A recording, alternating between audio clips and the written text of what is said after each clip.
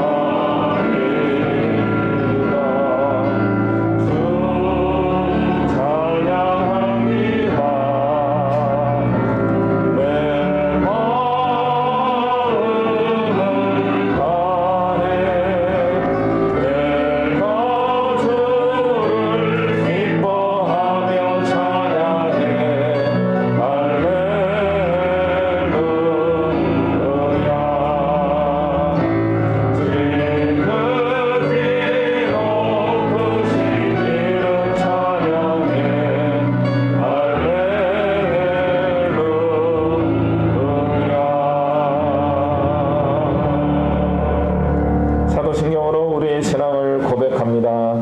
나는 전능하신 아버지 하나님 천지의 창조주를 믿습니다. 나는 그의 유일하신 아들 우리 주 예수 그리스도를 믿습니다.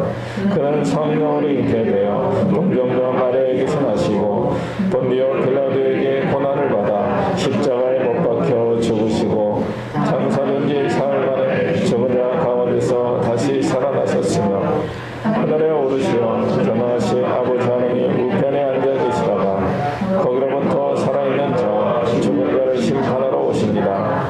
나는 성령을 믿으며 거룩한 공교회와 성도의 교제와 죄를 용서받는 것과 몸의 부활과 영생을 믿습니다. 아멘.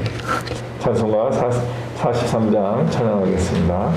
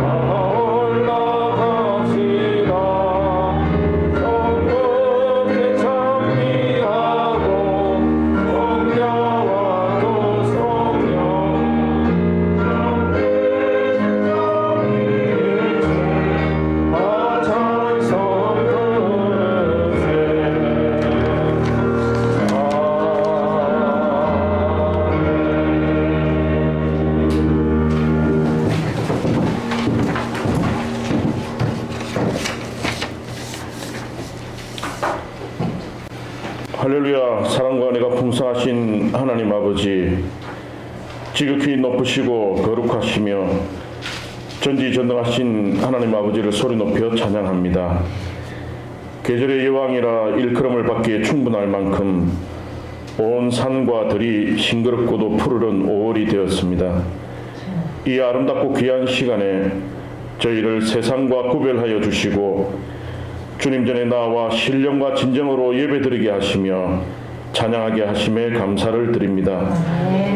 오늘 이 시간 머리 숙인 저희 모든 심령 하나하나 또한 각자 처한 형편 하나하나까지 주님께서 친히 굽어 살피사 위로하여 주시며 하늘의 신령한 복을 내려 주시옵소서. 어린 아이들과 같이 되지 아니하면 천국에 들어가지 못할 것이라 말씀하신 주님, 저희들 지난 한 주간 세상에 살면서 천국 백성의 모습과 다르게 행동하고 말하며 어린아이들과 같이 순수하고 정결한 마음으로 온전히 살지 못했음을 이 시간 자복하며 회개하오니 저희의 이 못난 모습을 불쌍히 여겨주시고 긍휼히 여겨주시사 저희의 모든 죄와 허물을 용서하여 주시옵소서. 어린아이들과 같이 순수하고 겸손한 마음으로 주님을 섬기게 하시며 주님의 사랑을 몸소 실천하는 참 그리스도인이 되게 하옵소서. 5월은 가정의 달로 우리의 삶이 조금이라도 가정에 더 충실할 수 있기를 바라고 있습니다. 저희 예안교회 성도들의 가정마다 기쁨의 찬양과 감사가 넘쳐나게 하시고 의와 평강과 희락이 넘치는 화목하고 복된 가정들이 되도록 인도하여 주시옵소서. 주님이 세우신 귀한 가정마다 어린 생명이 잉태되고 건강하게 잘 자랄 수 있도록 하시니 감사합니다. 마땅히 행할 길을 아이에게 가르치라. 그리하면 늙어도 그것을 떠나지 아니하리라 말씀하신 주님, 어릴 때의 교육이 얼마나 중요한지 깨닫게 하시고 소홀히 하지 않게 하옵소서. 사랑하는 자녀들이 먼저 하나님의 사랑을 깨닫고 주님을 의지하게 하시고 믿음의 반석 위에 굳게 세워주시며 성령으로 품어주시옵소서. 우리의 자녀들이 자신만을 위하여 살지 아니하고 부모를 공경하며 형제간에 우애하고 이웃을 사랑하는 자녀들로 자라나게 하옵소서.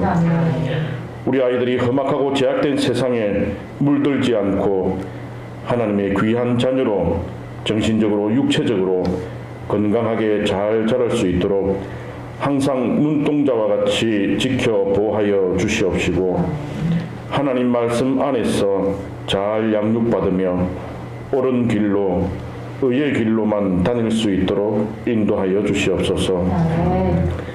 하나님께서 베풀어 주시는 지혜로 큰 꿈과 희망을 품고 이 나라와 이 민족, 더 나아가 세계 열방에 선한 영향력을 끼치는 능력 있는 리더로 성장해 갈 수 있도록 크신 은혜 내려 주시옵소서. 코로나의 어둡고 긴 터널을 빠져나와 일상의 모습들이 코로나 이전의 모습들로 하나씩 회복되고 활기를 되찾고 있음에 감사를 드립니다. 내일부터 야외에서는 마스크를 벗어도 된다고 하니 참으로 반갑고 감사한 소식입니다. 속히 코로나가 풍토병 수준의 계절성 독감 바이러스 중의 하나로 그 세력이 약화되어서 이제는 실내에서도 마스크를 벗고 생활하는 완전한 일상으로 회복되게 하옵시며 무엇보다도 하나님과 단절되었던 관계가 회복되고 한국 교회의 영성과 예배가 되살아나며 식어가던 저희의 믿음이 다시금 회복되는 귀한 은혜를 체험하게 하옵소서. 사랑과 은혜가 충만하신 하나님, 이번 달 10일은 새로운 윤석열 정부가 출범하는 날입니다. 대통령과 모든 공직자들이 하나님을 경외하는 마음을 가지고 오직 나라와 국민을 진심으로 위하며 섬기게 하여 주옵소서.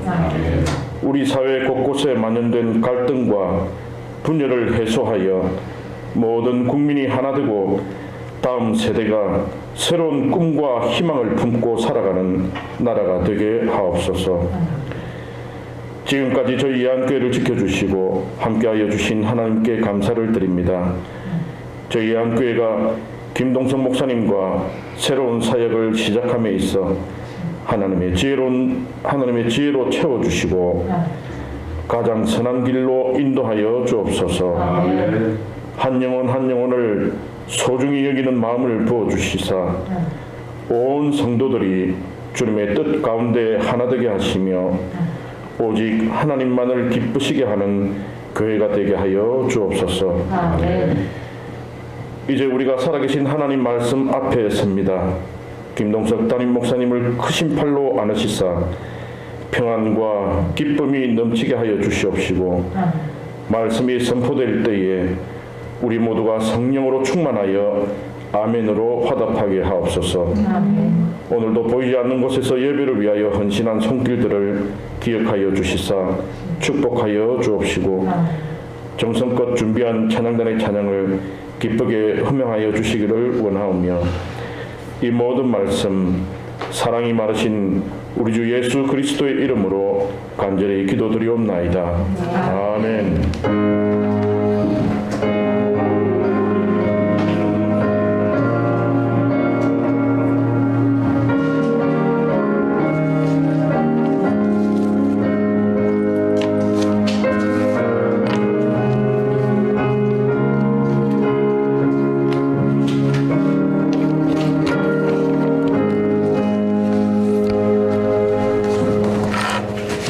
우리 함께 하나님 말씀 나누도록 하겠습니다. 열왕기하 14장 23절부터 29절까지의 말씀입니다.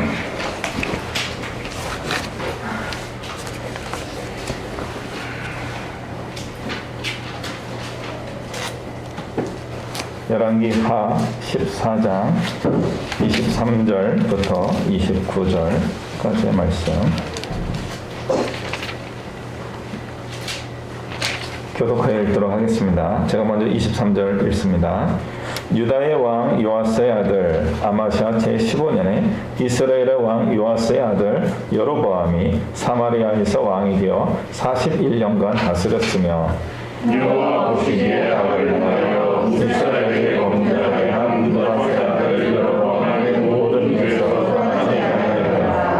이스라엘의 하나님 여호와께서 그의 종 가드헤벨 아mit대의 아들 선지자 요나를 통하여 하신 말씀과 같이 여로보암이 이스라엘 영토를 회복하되 하맛 어귀에서부터 아라바 바다까지 하였으니 이는 여호와께서 이스라엘의 고난이 심하여 내리자도 없고 노리자도 없고 이스라엘을 도울 자도 없음을 보셨고 여호와께서 또 이스라엘의 이름을 천하에서 없이 하겠다고도 아니하셨으므로 요아스의 아들 여로보암의 손으로 구원하심이었더라.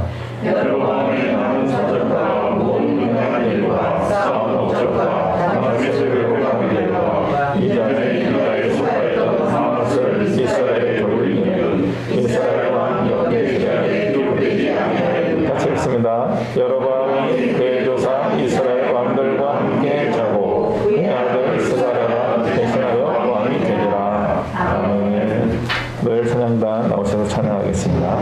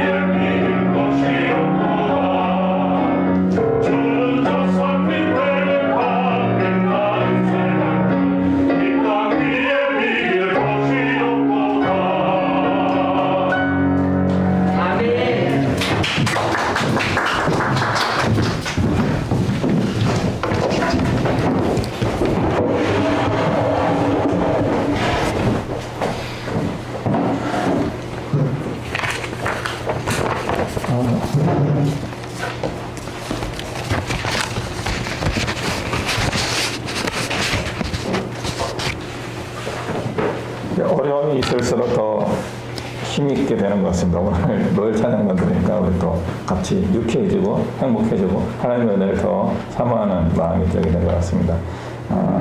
최선을 다해주신 것 더 감사드리고 한 번 더 격려의 박수 한번 드리겠습니다. 그래서 오늘 세 분이 정말 애를 많이 써주셨지만 노래는 정말 좋았고요. 그러면서 이제 우리 예안교회가 앞으로 부흥하고 발전하는 방향을 자꾸 꿈꾸게 됩니다. 우리 거기에 노엘 찬양단도 같이 발전하게 되기를 간절히 소망합니다. 그래서 이제 지금 멤버들 플러스 이제 새로운 멤버들이 더 많이 늘어날 수 있도록 그러기 위해서는 또 우리 교회 자체가 숫자의 성장이 좀 필요합니다. 그래서 우리 함께 늘 사모하는 마음을 가지고 기도했으면 좋겠습니다. 그날이 올 겁니다. 금방 올 거고요. 그 은혜 가운데 우리가 놀라운 또 하나님의 은혜 가운데 매일매일 생활하게 될 것입니다. 오늘 말씀 제목은 요나를 드립니다. 그래서 이제 그냥 읽으시면은 왜 제목이 이렇지 그러는데 이게 요와 나의 이제 한 칸이 띄어져 있습니다. 그래서 우리 교회 생활 열심히 하신 분들은 다 아시죠? 요 나를 드립니다예요. 죄를 드리지 말고요. 옆에 있는 누구를 드리지 말고요. 나를 드리는 겁니다. 그래서 요 나를 드립니다 하는 그런 말씀의 제목입니다.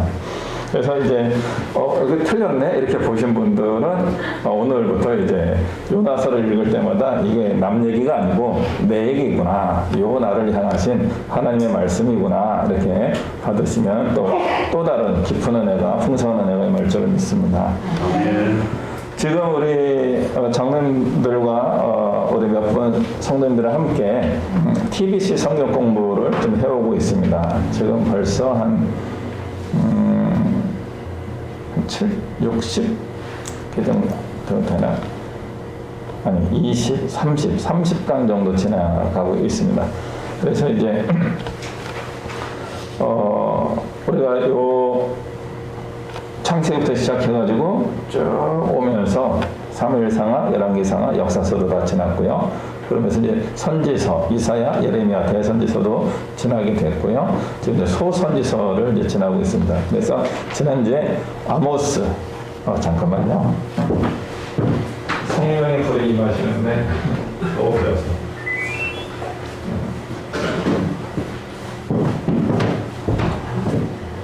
네. 지난주에 이제 아모스 소선지서를 봤고요. 오늘은 요나서를 볼 대목인데요. 요나서를 본문으로 삼지 않고 열왕기하 14장 말씀을 본문으로 삼았습니다. 이유는 한 가지예요. 25절 말씀 때문에 그렇습니다. 25절 한번 같이 읽어볼까요? 시작. 이스라엘의 하나님 여호와께서 그의 종 다윗의 아미떼의 아들 선지자 요나를 통하여 하신 말씀과 같이 여로보암이 이스라엘 영토를 회복하되 하맛 거기에서부터 아라바 바다까지 하였으니 이 말씀입니다. 요나에 대한 많은 신학자들의 견해들이 있어요. 이거 동화책 아니야? 이렇게 보는 겁니다. 어떤 동화랑 굉장히 유사합니까? 피노키오.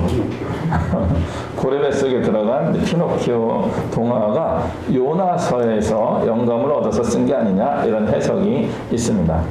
물고기 뱃속에 들어가는 이야기는 피노키오보다 훨씬 이전에 구약 성경에 나타난 동화가 아니냐라고 하는 그런 신학적 견해가 있습니다. 그럼에도 불구하고 우리는 이것을 동화로 보지 않고 소설로 보지 않고 실제 있었던 일로 믿고 고백합니다. 왜냐하면 예수님도 요나서를 인용했기 때문에 그렇습니다. 사람들이 기적을 보여주십시오 라고 말할 때 내가 요나의 기적 외에는 보여줄 수가 없다. 그러면서 3일 물고기 뱃속에 있었던 것처럼 예수님도 3일간 무덤에 머물러 계시다가 부활하시게 되는 이야기를 요나에 비유해서 말씀해 주셨습니다. 그러므로 예수님도 요나를 역사적 사실로 인정하고 계셨고 예수님의 신약 사역에서 그것을 분명히 말씀해 주셨습니다. 그러므로 우리는 이 요나서에서 역사상의 문제 가지고 고민하지 말고 이 요나서가 우리에게 주는 하나님의 가르쳐 주시는 메시지에 집중하면 좋겠습니다. 남들이 뭐라 그러면 이제 그 문제 가지고 이제 우리를 믿는다 이렇게 고백하면 됩니다. 오늘 본문 내용은 이런 내용입니다. 여로보암 2세라고 불려지는 왕이 북왕국 이스라엘의 왕이 되었을 때에 국가의 영토를 가장 넓혔다 하는 내용입니다. 근데 그 예언을 누가 해줬냐면 아미떼의 아들 요나가 해준 겁니다. 하나님의 사람 요나가 이스라엘의 영토 회복이 이루어질 것입니다 예언했는데 그것이 실제로 이루어졌습니다.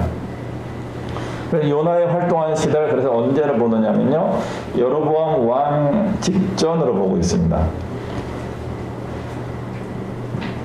그래서 우리는 이 북왕국 이스라엘과 남왕국 유다의 전형적인 열왕기 상하의 해석 방법과 다른 부분이 등장하는 것을 발견하게 됩니다. 기억이 안 나실 거예요. 그 신명기적 역사관이라는 것입니다. 들어보셨죠? 신명기 역사. 신명기서가 그 위에 이제 사사기, 사무엘상하, 열왕기상하 쭉 이어져가는 이스라엘 역사에 대한 서론격으로 보고 있습니다. 어떤 서론이냐면 하나님의 말씀을 잘 지켜 행하고 예배하면 복을 받고 우상을 숭배하고 죄악을 범하게 되면 벌을 받는다. 이게 신명기서의 중요한 4단계입니다. 그래서 우상 숭배하다가 벌받고 회개하면서 하나님께 돌아오니까 회복되고 그러다가 복받다가 또다시 우상에 빠져서 벌받고 그러다가 또 회개하고 회복하고 이게 가장 많이 나타나는 장면이 사사기입니다. 사사기에서 그 이야기가 굉장히 많이 등장하게 되고요. 그 다음에 사무엘상하, 열왕기상하를 해석하는 역사를 해석하는 원리 중에 하나가 이런 신명기적 역사였습니다. 이 신명기적 역사에 맞지 않는 두 왕이 등장합니다. 하나가 아합 왕입니다. 엘리야 시대에 있었던 아합 왕이 나름대로 풍요의 시대의 왕이었어요. 그래서 좀 안 맞아요. 그래서 가장 안 맞는 왕이 오늘 본문에 나온 여로보암 2세 시대의 상황입니다. 이 사람에 대한 평가가 뭡니까? 첫 번째 구절이 이 사람은 악했다 그거예요. 24절이죠. 느바세 아들 여로보암의 모든 죄에서 떠나지 아니하였더라. 악한 왕이에요. 그런 악한 왕이었는데 실제로 이스라엘 200년 역사에서 가장 풍요의 시대를 이루게 됩니다. 안 맞죠? 신명기적 역사의 관점으로 보면 안 맞아요. 그래서 이 문제를 살짝 쓰고 그냥 넘어갔습니다. 간과하도록. 그런데 우리는 하나님 말씀을 이게 살짝 기록된 부분이라고 해서 넘어가면 안 되는 거예요. 머물러서 왜 그랬을까 고민해야 되는 거죠. 왜냐하면 이게 해결되지 않으면 야, 하나님 안 믿고도 복 받더라 이걸로 넘어가는 거예요. 예수님 안 믿는 사람들 더 잘 되더라 이 이야기로 넘어가는 겁니다. 그러면 여로보암이 문제였는데 왜 여로보암은 그런 복을 받을 수 있었을까요? 성경은 여로보암의 그 시대가 축복의 시대가 아니었다라고 선을 긋고 있습니다. 그래서 그것까지도 발견해야 됩니다. 왜 그 시대는 축복의 시대가 아니었는가? 가장 물질적인 복을 가장 많이 받으면서 누렸던 그 시대였는데 왜 그 시대는 축복의 시대가 아니었을까? 이게 바로 요나가 등장하기 때문에 해석이 가능합니다. 좀 더 과장하면요, 요나 때문에 그렇습니다.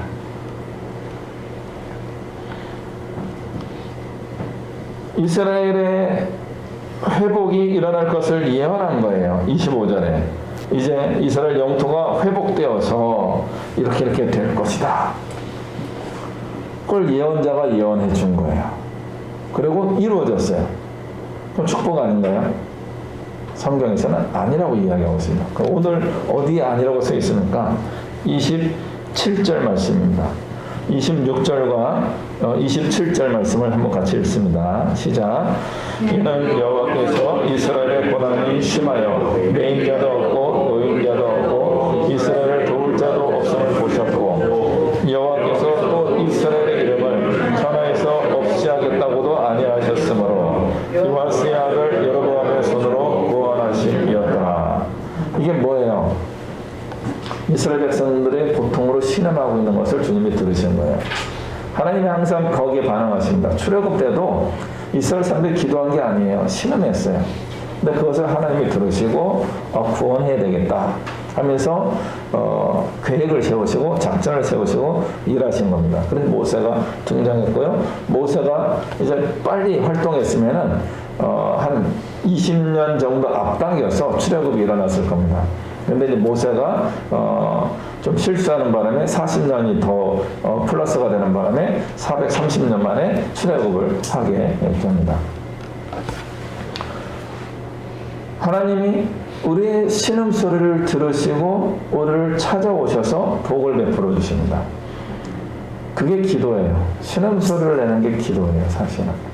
하나님의 백성들이 우리처럼 서로 물론 결론 앞에 하나님 아버지를 부르고 회개를 하고 그다음에 이런 간구를 하고 예수님의 이름으로 기도했습니다. 이런 기도의 절차를 다 맞춰서 기도하는 것도 좋은 기도, 잘 하는 것입니다.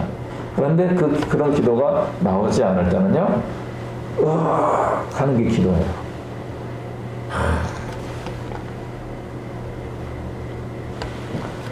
우리가 그걸 잘 못해요. 신음소리를 내는 게 기도예요. 근데 너무 힘들면 신음소리도 안 나와요. 신음소리를 내야 돼요. 으악 하면서. 그때 하나님이 들으십니다. 내면에서 고함치는 걸로 안 되고요. 입 밖으로 소리가 나와야 돼요. 우리 사람들도 그렇잖아요. 하나님은 우리 내면을 다 보시는 분이지만 우리 사람과 비슷하게 행동하시는 부분이 있어요.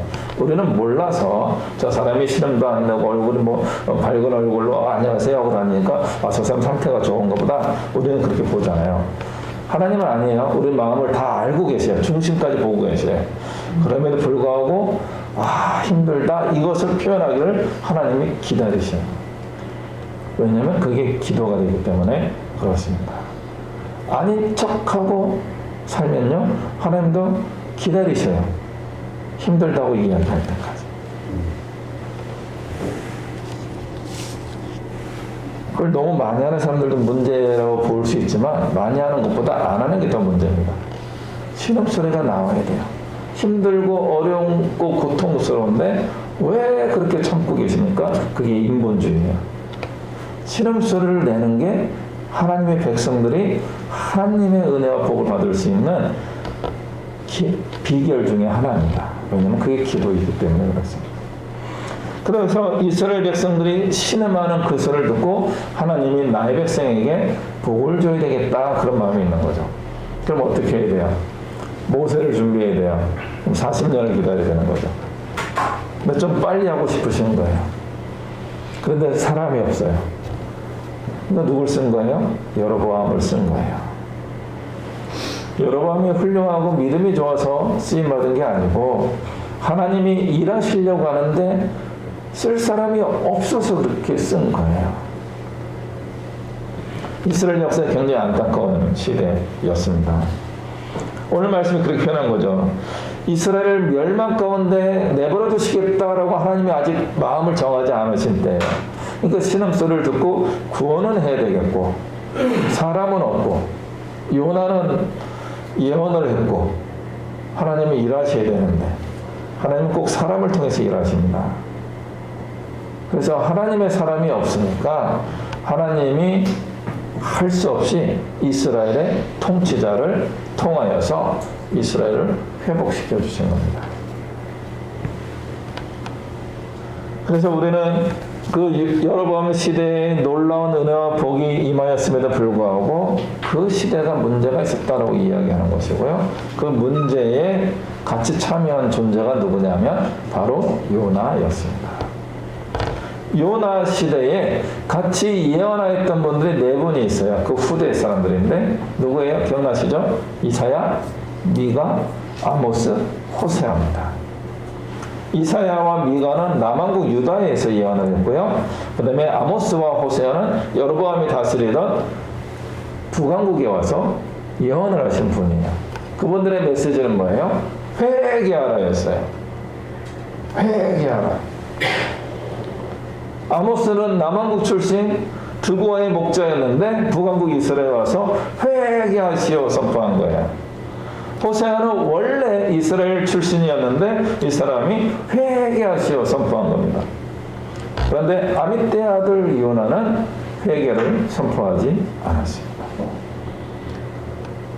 신음소리만 가지고 복받으면 거기에 문제가 있는 거예요. 무엇이 가치가 됩니까? 회개가 가치가 됩니다. 회개하는 과정을 통하여서 하나님의 은혜와 복을 받아야지만 우리가 받는 그 복이 참된 복이 되는 것입니다.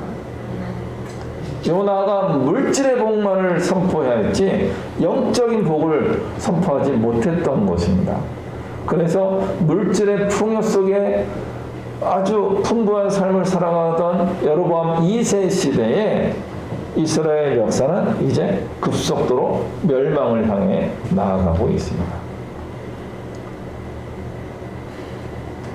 922년에 남한국 북한국이 갈라지고 나서 722년에 멸망하게 됩니다. 북한국 이스라엘 역사는 200년 이어진 거예요. 그 200년의 시간이 뭐 길다고도 볼 수 있지만 남한국 유다에 비하면은 훨씬 짧습니다. 남한국은 그 이어도 587년까지 더 이어져 가기 때문에 한 150년 이상 더 역사가 이어져 가게 됩니다. 그 차이가 어디에 있습니까? 회개에 있습니다. 우리 기독교 신앙에서도 우리의 신앙의 복이 언제 어떻게 오기 시작합니까? 회개를 통해서 오게 되어 있습니다. 어느 날인가부터 우리 한국교회에서 신앙생활에서 회개가 빠져 있습니다. 구원 얻는 회개는 한 번이면 족합니다. 그러나 일상의 회개는 계속 있어야 되는 것입니다. 우리 일상의 복이 이루어지기 위해서는 일상의 회복이 같이 있어야 되는 것이었습니다. 그런데 요나는 이 회개의 복을 선포하지 않았습니다. 이걸 어디 가서 했어요? 니느웨에 가서 했어요. 니느웨의 회개를 선포하라가 요나서의 내용입니다. 요나가 그때까지도 그걸 깨닫지 못했던 겁니다. 니느웨가 회개하는데 이스라엘도 회개해야 되지 않을까?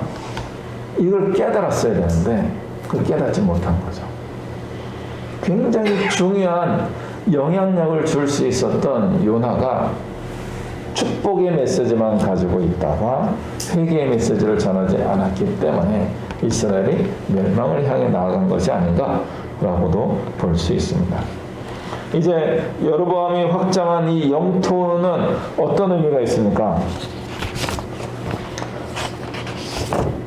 우리가 이스라엘 역사를 다 꿰뚫어 아는 게 아니기 때문에 이 질문에 대해 대답을 하기가 쉽지 않다는 걸 알고 있습니다. 이스라엘이 어느 나라에 멸망하느냐면 아시리아라고 하는 나라에게 망하게 됩니다. 아시리아는 나중에 북왕국 이스라엘을 멸망시키고 남왕국까지 멸망시키려고 쳐들어오게 됩니다.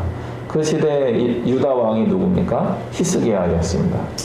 히스기야 때 히스기야를 도와줬던 선지자가 누구냐면 이사야 선지자입니다. 이사야 선지자의 말씀을 따라서 히스기야가 믿음을 지켰기 때문에 아시리아의 공격을 물리칠 수 있었습니다. 실제로 자기네 물리친 게 아니고요. 그냥 자기네가 돌아갔습니다. 북왕국 이스라엘이 여로보암 시대 때 영토를 그렇게 확장할 수 있었던 이유는 한 가지는 이스라엘의 국력이 세져서입니다. 그러나 또 한 가지는요. 아시리아가 혼란에 빠졌기 때문에 그렇습니다. 아시리아의 국력이 약해진 틈에 이스라엘 국력이 조금 세져서 이스라엘 영토를 회복하게 된 겁니다. 그러니까 우리가 세서 이긴 게 아니에요. 쟤네가 좀 약해져서 그런 거죠. 그 이후에 아시리아가 힘을 모아서 이제 중동 지역에 패권을 장악하는 국가로 우뚝 서게 됩니다.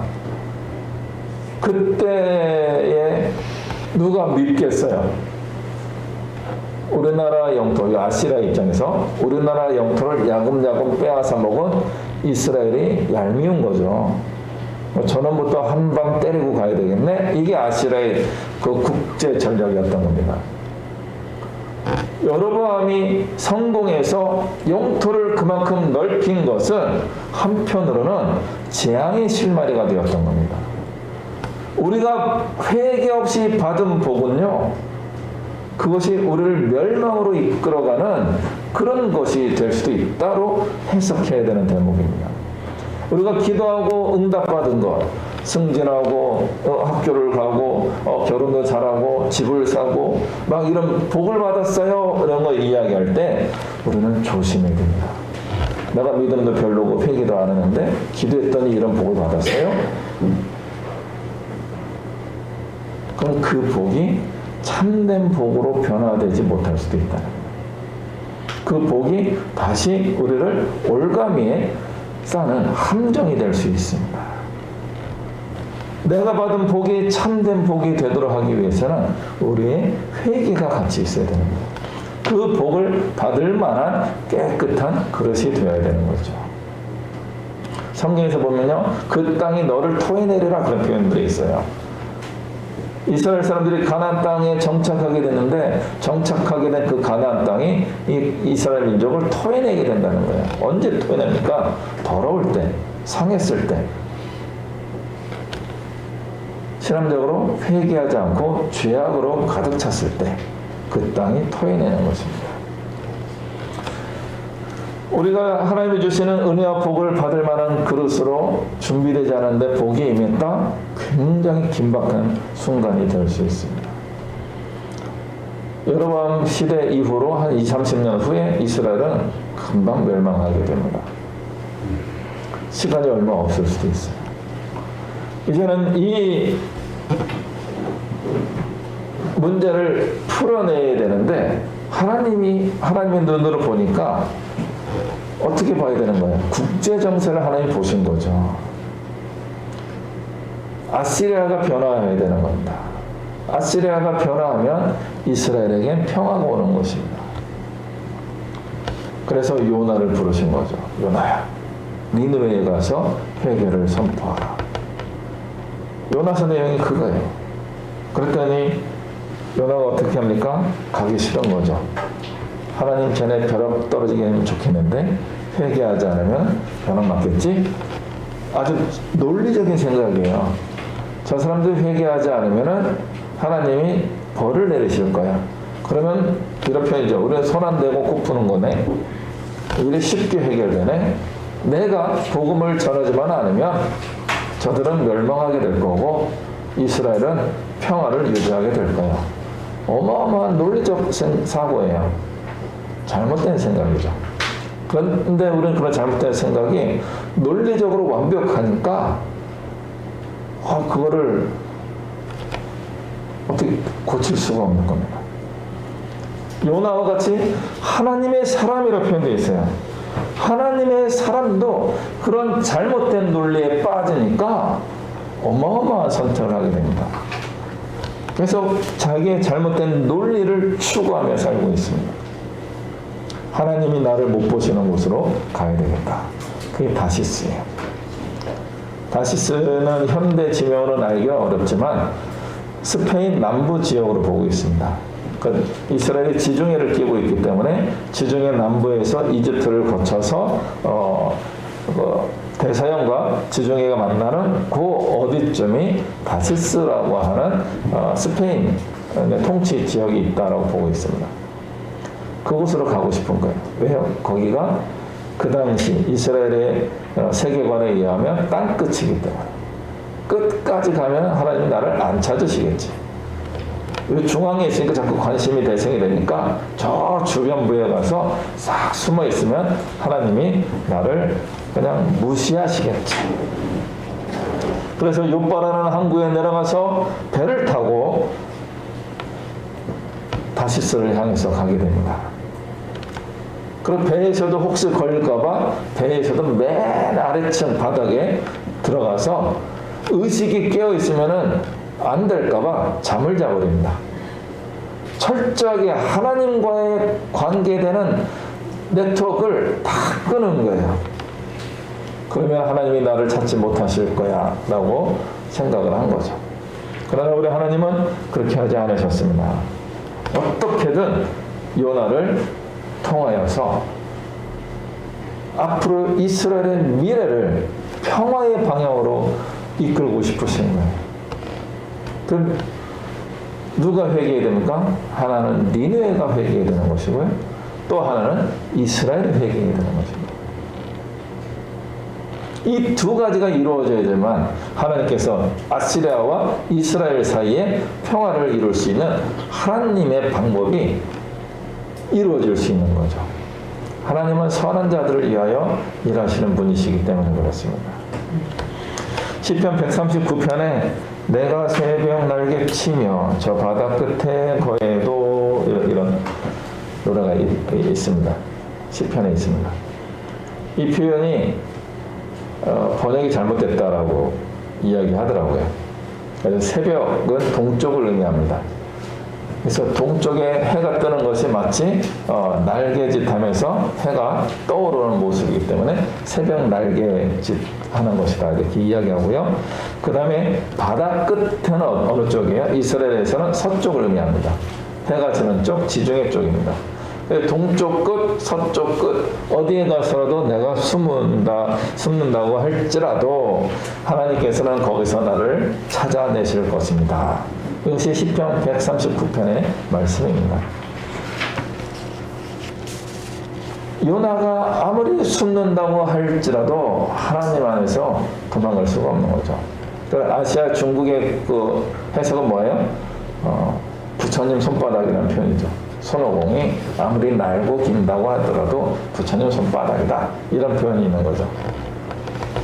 우리 하나님은요, 부처님보다 더, 부처님을 어떻게 설명하냐. 예배처럼 부처님 얘기하는 바람에 수수분해 해드리고, 비교 대상이 아닙니다. 우리 하나님은 천하 만물을 창조하신 유일하신 하나님입니다. 하나님 앞에서는 숨겨질 존재가 아무도 없고요. 우리는 숨겼다고 할지라도 하나님이 밝은 대로 드러내시는 하나님의 그 능력이 역사하게 되어 있습니다.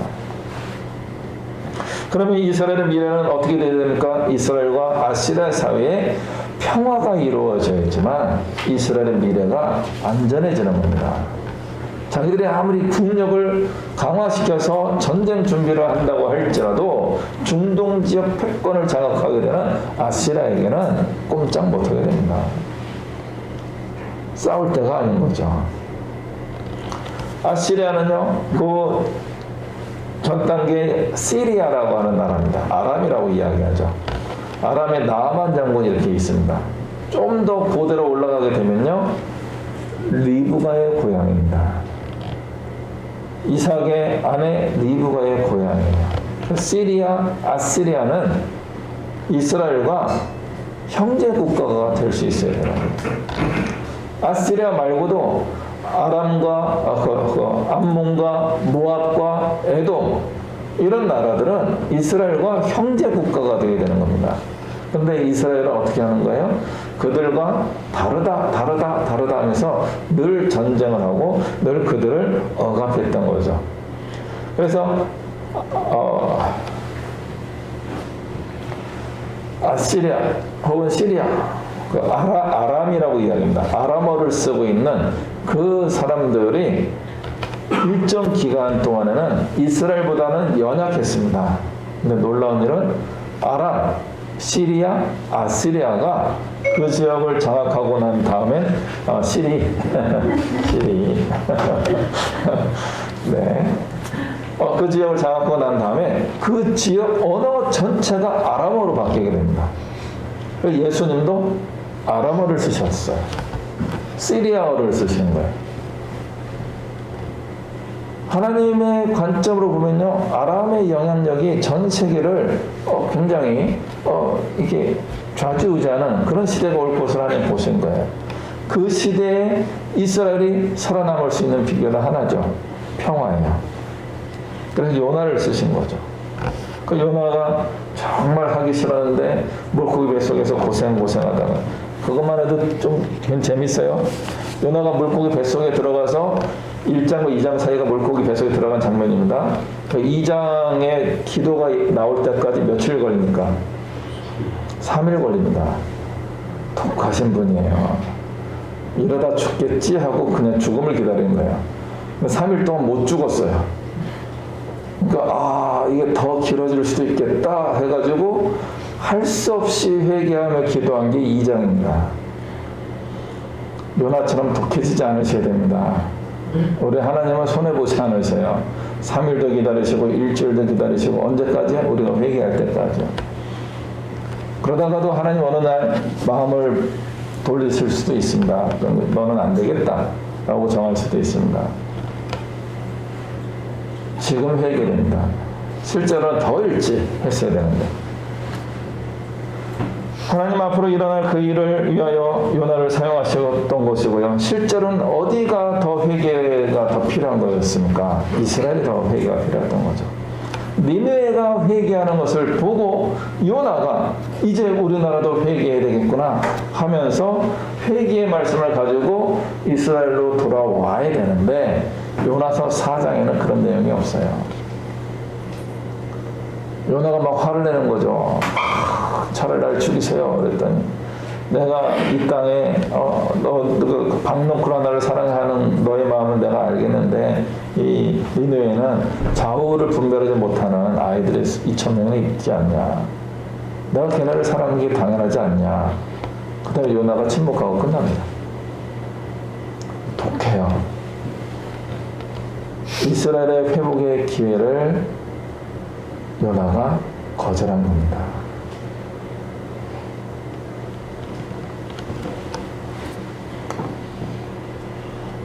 그 문제의 원인은 뭐 여러 가지가 있었지만 해결의 실마리는 요나에게 분명히 있었습니다. 오늘 말씀 제목처럼 한번 이렇게 해보겠습니다. 이제 한번 따라해 보세요. 자기를 손가락으로 이렇게 가리키면서 요나가 문제입니다. 제가 문제가 아니라 요나가 문제입니다. 항상 문제가 외부에 있다고 생각할 때가 많이 있습니다. 그런데 문제 해결이 내 안에 있을 가능성이 많습니다. 그래서 우리 스스로는 문제의 원인이고 또한 해결의 실마리입니다. 하나님이 축복의 길로 여러분을 인도하고 사용하고 계십니까? 아니면 우리는 자기 고집에 빠져서 자꾸 하나님의 얼굴을 피하고 악을 행하고 해결을 선포하지 않는 그런 존재가 되었습니까? 하나님의 눈으로 볼 수 있어야 됩니다. 자, 우리 김정은 장로님하고 우리 예안교회가 제가 만나는 과정에서 처음에 예안교회 이름이 죄송해요. 별로였어요. 이름이 별로네. 이렇게 속에 있었어요. 예수님 안에서 그게 뭐야 이러고 있었죠. 장로님이 아마 제가 그런 느낌을 가지고 있는 걸 알고 있었나 봐요. 그래서 예안교회 이름을 한번 설명해 줄게요. 그러면서 하나는 예수님 안에서입니다. 네, 그럴 줄 알았어요. 두 번째는 예수님의 눈으로입니다. 그 말 들을 때 제 마음에 감동이 온 거예요. 아, 우리 예안교회 성도님들은 예수님의 안목을 가진 사람들일 수 있겠구나. 그런 기대를 가지게 된 거죠. 그래서 네, 알겠습니다. 그럼 교회가 또 결정하면은 같이 함께 교회를 이뤄가면 좋겠습니다. 제가 그런 나눔을 한 적이 있습니다. 예수님의 안목을 가진 신앙인이 되어야 합니다. 하나님의 안목을 가진 사람이 되어야 합니다. 어느 날인가 우리는 점점 우리의 안목이 아주 조잡해지는 단계가 오게 됩니다. 여러 찌들어서 그러죠. 환경에 영향을 받아서 그럽니다. 그럴 때 다시 한번 우리는 눈을 크게 뜨고 하나님의 눈으로 하나님이 바라보시는 데를 같이 볼 수 있어야 됩니다. 그런 눈을 갖는 방법은 어떻게 할 때 가능합니까? 나의 삶을 내어드릴 때 가능합니다. 내 것을 내어드려야 되는 거예요. 내가 가진 것들을 주님께 드리려고 할 때 주님이 사용하십니다. 주님, 내 것을 주님께 안 드리면요, 주님은 나를 쓰지 않으세요. 내가 가지고 있는 물질과 뭐 돈과 시간과 건강과 나이가 이런 업적들 하나님 사용 안 하십니다. 우리가 쥐고 있으면요, 그냥 오케이. 그러나 우리의 것을 하나님께 내어드리기 시작할 때 하나님이 그것을 써주십니다. 그게 얼마나 놀라운 축복입니까? 나를 써주시는 거. 내가 누군데 아무것도 아닌데 그런 나를 써주시는 게 은혜인 거죠. 그러나 우리 하나님은 그냥 그 정도로 써먹는 분이 아닙니다. 하나님은 써먹고서 복을 주시는 분입니다. 세상 사람들은 열정 페이 그래갖고 뭐 에너지 쫙 벌어먹고 부품 교체하듯이 바꿔 쓰고 사람을 그렇게 다루지만 하나님은 그렇게 쓰지 않으십니다. 하나님은 하나님의 사람을 사용하고 그 사람에게 가장 좋은 은혜와 복으로 대갚아 주시는 것이 하나님의 방법입니다. 그런데 어느 순간인가 우리는 사람의 인생의 방법에 찌들어가지고 하나님께 내어드리지도 못하고 하나님의 사람들도 하나님의 방법으로 우리가 대하지 않고 세상적 방법으로 이용해 먹기만 하는 겁니다. 제가 어릴 때도 그게 너무 좋았지만 지금은 안 하려고 하는 거죠. 그게 뭐냐면 가성비. 제가 제일 싫어하는 말이 가성비입니다. 요즘은. 저렴한 가격으로 최대 효과를 본다. 이익 봤어. 이렇게 이야기하죠. 하나님의 관점이 아닙니다. 하나님은 데워주시고 눌러주시고 넘치게 해주시는 분이 하나님이십니다. 그럼 우리도 하나님을 닮아서 우리도 넘치게 살아야 되는 거죠. 왜 우리는 쓰는 것을 그렇게 인색합니까? 심지어 하나님의 것을 쓰는데도 인색합니다. 하나님은 넉넉한 분, 우주의 하나님인데 그 하나님의 은혜를 사용하는데 왜 인색합니까? 요나가 니느웨에 회개를 선포하는데 왜 그렇게 인색한 거예요? 세상적 지혜에 찌들어서 그래요. 우리가 가지고 있는 이 세상적 지혜를 하나님의 지혜로 바꿔야 됩니다. 하나님은 넘치는 은혜를 주시는 그런 분이십니다. 부름받아 나서님은 내 맘대로 가오리다 이런 시대가 되었어요. 부름받아 나서긴 했는데 내가 가고 싶은 데 가겠습니다. 내가 하고 싶은 대로 하겠습니다.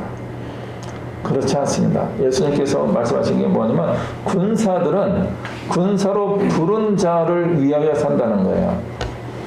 이게 고대의 용병을 의미하는 겁니다. 모병을 하는 거예요. 모집을. 군인들 모집해요. 그러니까 월급 얼마 줄 테니까 나를 위하여 군사가 되어주시오. 그러면 돈을 받고 그리고 어떻게 해야 돼요? 모집한 사람을 위하여 충성하는 거예요. 우리는 징병제이기 때문에 이게 조금 안 맞는 부분이 있지만 모병제에서 이 신뢰가 없으면요. 모병제가 되지 않습니다. 이 신뢰가 깨지면요. 다음번 기회에 모병에서 탈락하는 거예요. 그래서 모병들은 어떻게 되냐면 내가 받은 만큼 나를 군인으로 써주는 사람을 위하여 충성하는 것, 이게 고대 사회의 모병들의 역할입니다. 영국이 그걸로 전 세계를 정복한 거예요. 그 군인들을 용병들을 써가지고 그렇게 한 거죠. 하나님께서 나를 부르셨으면은 내가 하나님 마음에 맞게 살아가야 되는 겁니다. 나를 부르신 그 부르심에 맞게 살아가야 되는 거지. 나를 부르신 부분에 맞춰서 복은 주시고요. 나는 내 마음대로 살겠습니다. 그럼 부르신 자에게 합당한 사람이 되지 않는 것입니다. 그 사람은 탈락이에요. 너 부른 거 취소. 받은 거 돌려놔. 손해배상. 이런 것도 가능한 거죠. 인간 사회적으로도 그게 가능한 것입니다.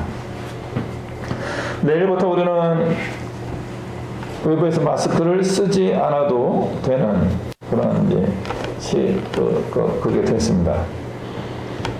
이 마스크를 쓰지 말라는 겁니까? 쓰지 않아도 된다는 겁니까? 쓰지 않아도 된다는 겁니다. 쓰지 말라는 건 아닙니다. 쓰지 말라면 나는 쓰고 싶은데 못 쓰게 되는 거죠. 그러니까 여기에는 뭐가 있어요? 자유가 있다는 겁니다. 쓰고 싶은 사람은 쓰고 안 쓰고 싶은 사람은 안 써도 된다. 이게 자유인 겁니다. 이런 자유의 삶에서 우리가 종종 실수하는 게 뭐냐면 나는 썼는데 너는 왜 안 써? 나는 벗었는데 너도 벗어. 이렇게 상대방에게 내가 하는 것을 강요하게 될 때 우리에게 문제가 생기는 것입니다. 자유라는 것은 내가 하는 것입니다. 신앙의 자유에도 하나님이 이 부분을 우리에게 허락하셨어요. 하나님이 부르셨지만 하나님의 뜻에 맞게 살 건가 말 건가는 우리의 자유의지에 맡겨 두십니다. 그래서 신앙이 없는데도 복을 받는 것처럼 보이는 일이 자꾸 생기는 것입니다. 그러나 오늘 열왕기하 말씀에 의하면요, 우리가 그렇게 복을 받으면요, 그것은 위험한 복입니다. 그 복이 우리의 덫이 될 수 있습니다. 요나가 마지못해서 순종하여서 니느웨에 가서 어떻게 합니까? 성 규모가 사흘은 다녀야 되는 길이래요. 사흘길이래요. 근데 요나가 하루길만 선포합니다. 하루만 이렇게 하면서 제 생각이에요. 회개하시오 이렇게 간 것 같아요. 그래서 회개하시오 이게 선포한 게 아니라 하루 회개하려면 회개하시고 말면 말고 회개하시오 나는 했다. 뭐 그러면서 하루만 한 거예요. 놀라운 건요. 그것도 순종으로 쳐주십니다. 우리 하나님 그것도 순종으로 쳐주셨어요. 그래서 그 순종에 귀가 울리는 사람이 있었던 거예요. 누군지는 모르지만 백성들 사이에 회개 운동이 벌어지게 됩니다. 니느웨라고 하는 아주 타종교 사회에서 요나의 이야기를 듣고 마음에 변화가 오는 사람이 생겨요. 그 사람들이 있어야지만 우리 사회가 바뀌고 우리 교회가 바뀌고 우리의 가정이 바뀌고 우리의 삶이 바뀌게 되는 겁니다. 그 세미한 음성이 쑥 지나갈 때 다른 사람들은 못 듣지만 들은 그 사람을 통하여 변화의 그 시작이 일어나게 되는 것입니다. 그런 가능성이 있는 사람도 억지로 순종하는 요나가 하루길을 행하면서 회개를 선포했기 때문에 그런 일이 일어난 것입니다.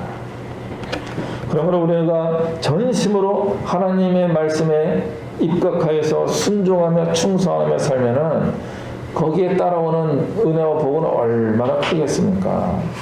억지로 해도 복이 이 정도인데 우리가 진심으로 마음을 다하여 하나님의 뜻을 이루며 살게 되면 거기에 맞춰서 오는 하나님의 은혜와 복은 상상할 수 없을 정도로 크다라고 확신합니다. 누군가에게 피해를 안 주는 수준이 아니라 우리는 더욱더 적극적으로 누군가에게 복을 나눠주는 사람이 될 수 있어야 됩니다. 제가 좋아하는 노래 중에 하나가 당신은 하나님의 언약의 축복의 통로, 이런 노래 좋아합니다. 우리가 그런 축복의 통로가 될 수 있어야 되는 겁니다. 나를 통해 다른 사람들이 복을 받아야 됩니다. 내게서 그런 축복의 능력이 나오지 않으면 어떻게 합니까? 우리 신앙생활은요, 내 안에 축복의 능력이 나오지 않으면서도 복을 받으려고 하니까 다른 사람의 축복의 영역에 기대서 살아갈 때가 많이 있습니다. 표현이 좀 거칠어서 죄송하지만 기생하는 신앙으로 보는 거예요. 다른 사람 때문에 덕분에 복받으며 살아가는 존재. 그렇게 해도 복이 옵니다.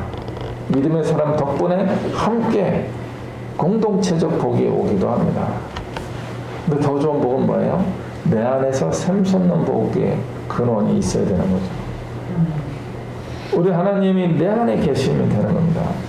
하나님의 능력을 힘입지 않고도 행하는 것도 잘못이지만 누군가를 의존하며 살아가는 신앙도 문제가 됩니다. 예수님을 마음에 품고 예수님의 안목을 가지고 예수님이 기대하시는 일을 수행하는 사람이 진정으로 축복의 통로가 될 것이고, 그러면 나도 복을 받고 나 때문에 다른 사람들에게도 복이 임하게 되는 것입니다. 우리 이한교회가 이런 축복의 통로가 되시기를 주님의 이름으로 축복합니다. 우리 신은 같이 한 마음으로 기도하겠습니다. 이번 연도 기도할 때 하나님, 나를 이런 축복의 통로로 삼아주신 것 감사합니다. 내가 축복의 통로답게 살아갈 수 있도록 주님 나와 동행하시고 나를 사용하여 주옵소서. 나를 드립니다. 나를 받아 주시옵소서. 이렇게 하나님의 은혜를 구하며 헌신의 고백을 올려드리며 기도하겠습니다.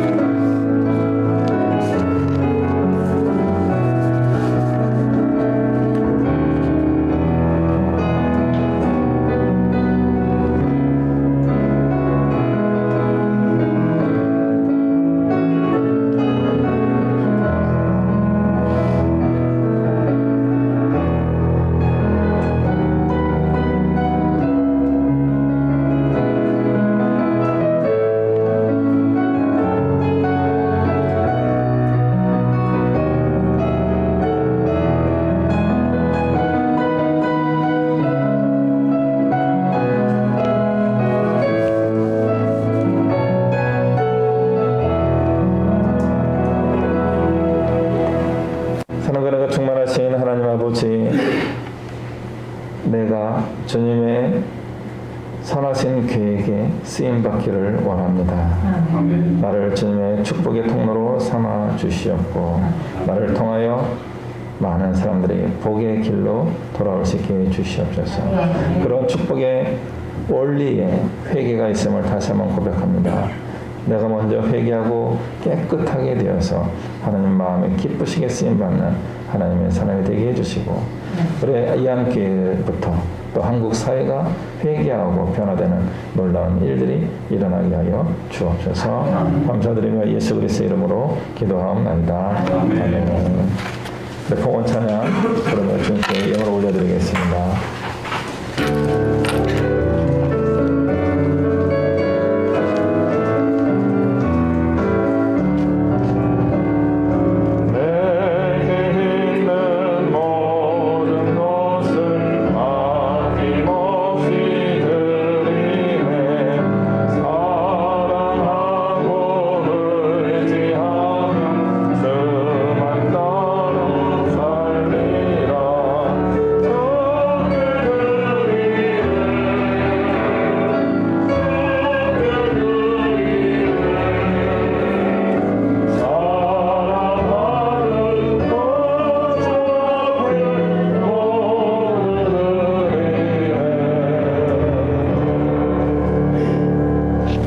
하나님 아버지 고맙습니다.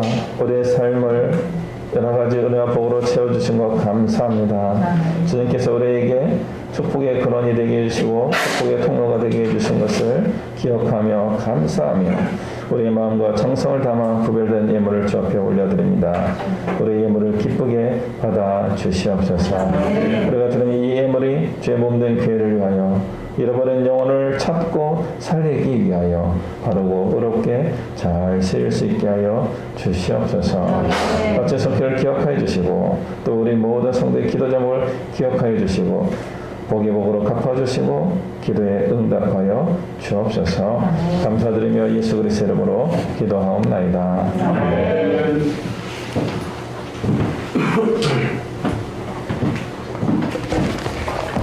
네, 교회 소식 전해드리겠습니다. 주보에 이제 잘못 올렸는데요. 그러니까 당회를 지난주에 해가지고 지난주에 광고를 못 드려서 그런데 사실 당회에서는 오늘 바나바 교육과 수료식을 이제 진행하기로 했었습니다. 근데 제가 이제 약간 착각을 했고 5월 15일 이후로 이렇게 하자고 얘기도 했었고요. 좀 혼란이 왔는데요. 예배 후에 한 30분 정도 바나바 교육을 아마 마무리하고 다음 주에 수료식을 이렇게 진행하도록 하겠습니다. 지난주에 당회 내용이 그렇게 됐는데 제가 좀 착각을 했습니다. 다시 1번으로 올라가면요. 가정의 달 5월입니다. 오늘이 5월 1일입니다. 그러니까 1일로 주일을 맞이한 것이 참 오랜만이어가지고 저희가 조금 제가 진행하는데 조금 실수가 있었습니다. 그럼에도 불구하고 5월에 많은 기념일이 있으니까요. 특히 가족과 관련된 기념일들이 많이 있으니까 그 날들 한번 기억하면서 서로 해당하는 분들을 기억하시고 축하하는 시간 가지면 좋겠습니다. 오늘은 이제 노동절 또 혹은 근로자의 날인데요. 그래서 대체 휴일이 안 된답니다. 그래서 내일 다 출근하셔야 되고요. 그리고 5일 어린이날이고요. 8일 어버이날, 15일 스승의 날이고요. 금년에는 16일이 성년의 날입니다. 5월 세 번째 월요일을 이제 성년의 날로 이렇게 하고 있습니다. 그래서 금년에는 5월 16일 날 성년의 날이고 5월 21일은 결혼하신 분들에 한해서 부부의 날이라고도 합니다. 그리고 다른 날짜도 몇 개 더 있는데 5월 달에 왜 이렇게 많은 걸 집어넣는지 모르겠습니다만 그래서 한번 기억하시고 해당하는 분들을 또 축하하는 그런 시간 가지시면 좋겠습니다. 교육 안내 다시 한번 말씀드리면 오늘 예배 후에 바나바 교육을 진행하고 수료식은 다음 주 5월 8일에 진행하도록 하겠습니다. 장로님 하나 더 말씀드리겠습니다. 그 다음에 6월 5일 첫 주부터 약 16주간에 걸쳐서 1:1 제자 양육 지도자 과정을 이제 개설하게 됩니다. 그래서 우리 성도님들이 다 신청서를 다음 주에 구비해 놓을 테니까 다 신청하시기 바랍니다.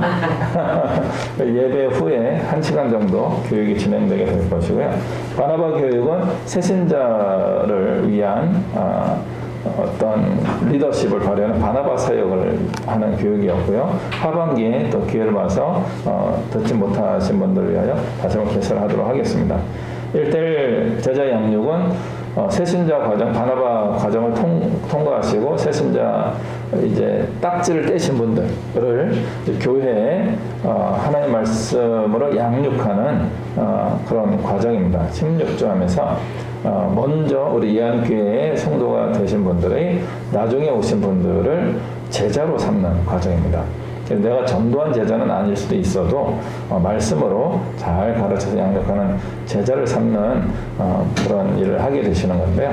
우리 예한교회가 앞으로 이 방향으로 나아가면 좋겠습니다. 그래서 제자 삼는 교회, 제자를 잘 성장시키는 그런 교회가 되면 좋겠는데 1:1 제자 양육 이 프로그램을 통해서 그것을 우리가 좀 많이 경험하고 풍성하게 교회 성장과 발전의 도구로 사용했으면 좋겠습니다. 이제 김장님 지금 할까 아니 예배 후에 할까 지금? 네, 지금 하시죠 그러면. 지난주에 당회에 결의된 내용을 원래 5월 매달 첫 주에 재직회를 모여야 되는데 금년에는 그 일정상 저희가 재직회로 따로 여러 가지 보고나 그런 사항들이 있는데 그거를 6월로 넘기고요. 저희가 보고할 게 너무 많아서요. 그래서 좀 정리하는 시간이 좀 필요하고 지난주에 당회한 내용을 우리 김정은 장로님 나오셔서 오늘 당회 내용 발표해 주시겠습니다.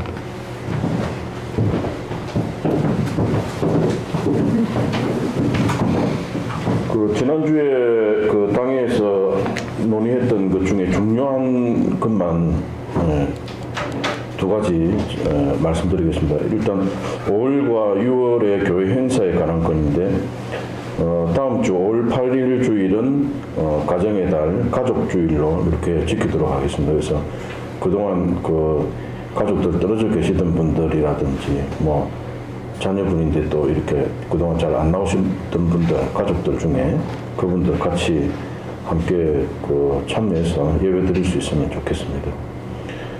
그리고 5월 22일 주일 예배는 그 저희가 그 매해마다 이렇게 야외 예배, 초록 예배로 이렇게 드렸었는데 이번에도 그 허신의 명예군사님 댁에서 저희가 초록 예배 드리는 거로 그렇게 지금 그 논의를 했습니다. 그래서 보통 우리 3시에 지금 예배 모이는데 그날에는 2시에 개별로 이렇게 집합해서 2시 30분에 예배 드리고 그리고 3시부터 전교인 그 식사 및 친교하는 시간으로 그렇게 갖겠습니다. 그래서 상세한 그 타임테이블하고 그 다음에 이제 그 이동간 그 차량 그 필요하신 분들이 지금 몇 분이 계셔서 차량 배정하고 이런 부분은 5월 둘째 주일 날 저희가 이렇게 편성 다 해가지고 공지해 드리도록 그렇게 하겠습니다. 그 다음에 목사님 사례비하고 교회 사용료 지불에 대한 어떤 그 건에 대해 가지고 지난주에 논의를 했는데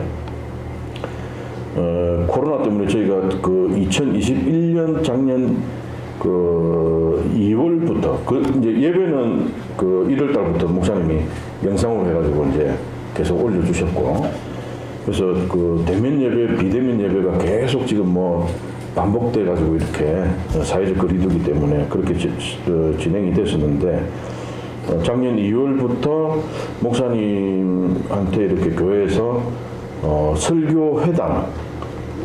설교회당 20만 원씩 이렇게 책정해 가지고 드렸었는데 올해 이제 그 지난달 4월 달부터 이제 그 전면 이렇게 대면 예배가 허용이 되면서 앞으로는 뭐 비대면 예배까지 갈 그런 심각한 상황은 안 오지 않을까. 네. 그래서 앞으로 대면 예배를 계속 이제 드릴 거고, 그리고 이제 교회도 저희가 사실은 그 목사님한테 이렇게 사용료 예배를 여기서 드리고 있지만 사용료를 그동안 목사님이 배려해 주셔가지고 저희가 교회에서 사용료를 안 내고 지금 여기 있었습니다. 근데 여기 사용료가 뭐 월 120 지금 나갔는데 그걸 목사님이 전에 그걸 그냥 다 이렇게 그 책임을 주셔가지고 그래서 목사님 설교 사례비도 원래는 지금 저희 교회가 아직 재정적으로 조금 어려움이 있어서 뭐 정상적으로 이렇게 그 좀 저희가 못 드려서 너무 송구한데 그래도 이제 조금 더 이렇게 상향 조정해서 드리는 게 좀 낫지 않겠나 싶어서 그래서 월 그 고정액으로 120 지금 말씀을 드렸고 그리고 교회 사용료도 지금 뭐 월 20 이렇게 해가지고 매달 140만 원을 목사님한테 이렇게 드리는 거로 그렇게 당에서 결정을 했습니다. 그래서 교회가 이제 조금 더 재정적으로 좀 안정이 되고 또 재정적으로 안정이 되려고 그러면 무엇보다도 이렇게 그 성도님들 숫자가 좀 더 늘어야 됩니다. 그래서 교회가 조금 안정이 될 때까지는 목사님한테 이렇게 좀 하고 저희가 재정이 조금 여유가 좀 생기면 그때 가서 또 다시 의논해가지고 실제 목사님 사대보험도 저희가 해드려야 되고 뭐 다 아시죠? 뭐 이렇게 네. 그런 부분들에 대해 가지고 다시 한번 논의할 수 있도록 그렇게 하겠습니다. 그래서 5월부터 목사님한테 월 120만 원 고정 사례비 나가고 그 다음에 교회 사용료 20만 원 나가는 그런 거 그렇게 결정이 됐습니다. 또 혹시 뭐 질문이나 뭐 다 동의하시는 걸로 알고 그러면 그렇게 진행하도록 하겠습니다. 감사합니다. 네, 감사합니다. 제가 뭐 이런 말씀 드리기는 없지만 제가 그런 사례비 한 4-5배는 받아야 되는 레벨이긴 합니다. 그래서 이제 저도 이제 교회 사정을 우리 알잖아요, 다. 우리 교회 규모가 있고, 근데 장로님들이 이제 그렇게 좀 같이 결정 잘 해주셔서 감사하고요. 좋은 거는요, 저도 그렇고 우리 성도님들이 우리가 행복한 교회가 되면 됩니다.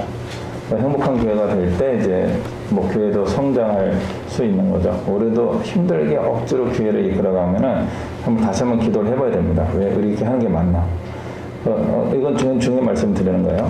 그건 고민을 해봐야 됩니다. 그래서 제가 한 몇 주간에 걸쳐서 엑시트라고 하는 출구 전략이라고 하는 설교를 한 이유도 그런 부분이 있는 거예요. 그러니까 우리가 해왔던 것을 계속하는 게 하나님의 방법이 아닙니다. 멈추는 것도 또 다르게 하는 것도 하나님의 방법일 수 있습니다. 그런 고민 한번 해보셔야 되고요. 그럼에도 불구하고 우리가 이렇게 가야 되겠다라고 하는 하나님의 인도하심이 있을 때 힘을 다해서 충성하게 됩니다. 그러면 다른 생각 다 내려놓고 하나님의 방법대로 나아가야 됩니다. 그렇게 될 때 우리가 다 복된 일이 일어나게 됩니다. 저는요, 우리 이제 이한교회 성도님들이 복받도록 기도해야 되는 것이 저희 목표예요. 그래서 이제 요나처럼 하면 안 되고요. 요나의 내용 플러스 성경의 본질인 겁니다. 그래서 물질의 복도 받아야 되고요. 사회적 복도 받아야 되고, 그렇지만 가장 중요한 건 영적인 복을 받아야 되는 겁니다. 그래서 저는 이제 그걸 계속 추구하는 목회자로 계속 가게 될 것이고요. 반대로 교회는 이제 또 교회답게 공동체가 또 함께 가야 되는 그런 부분들이 있습니다. 그래서 오늘 중요한 이야기를 우리 이제 김정호 장로님이 지난주 당회에서 했던 당회 서기시기 때문에 이 발표의 책임을 갖고 계시긴 합니다. 그래서 좋은 귀한 나눔 주셨고요. 우리 예한교회가 앞으로 더 하나님의 인도하심을 따라 나아가기 위하여 계속 영적으로 민감하게 갔으면 좋겠습니다. 혹시 한 말씀 더 하실 분 혹시 계신가요? 예배 중이긴 하지만 이렇게 대화하는 것도 예배의 일부일 수 있습니다. 없으시면은 예배 후에 우리 바나바 교육 받으신 분들은 한 30분 정도 남으셔서 마지막 5주차 강의를 마무리하도록 하겠습니다. 네, 우리 함께 찬송가 445장 찬양하겠습니다.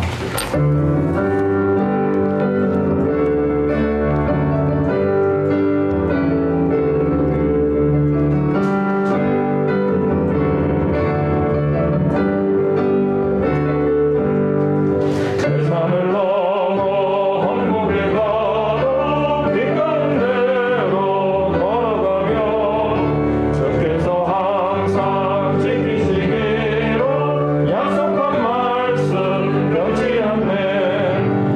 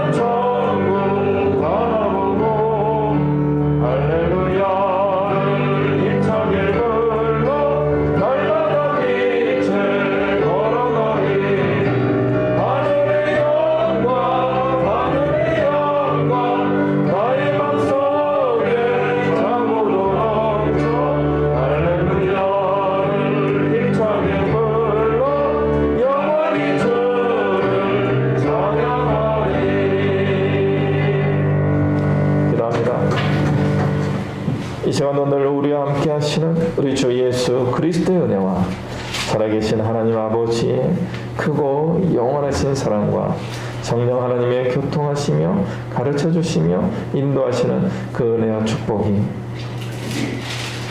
나를 써주시옵소서.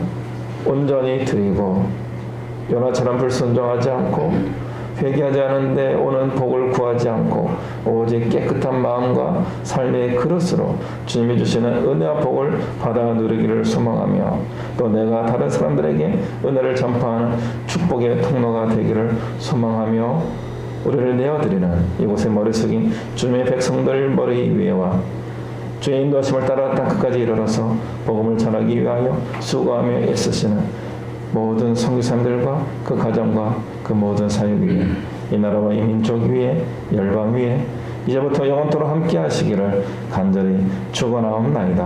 아멘.